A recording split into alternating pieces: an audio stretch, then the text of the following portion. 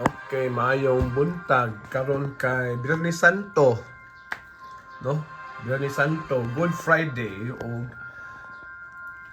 gitagaan mi dinhi og binignit. Mo lang binignit, the official snack of Good Friday. Kultura lang yun sa mga Bisaya, no?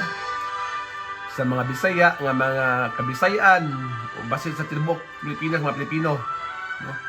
Nga mangaon din mi diri kasagaran o kadaghanan sa mga Bisaya magkaon gyud og binignit.